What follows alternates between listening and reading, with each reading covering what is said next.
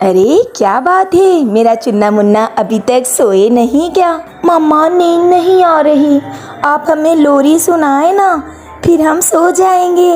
क्यों नहीं मेरे प्यारे बच्चों, मैं तुम्हें प्यारी सी लोरी भी सुनाती हूँ और तुम्हारे लिए एक सरप्राइज है। मम्मा कैसा सरप्राइज?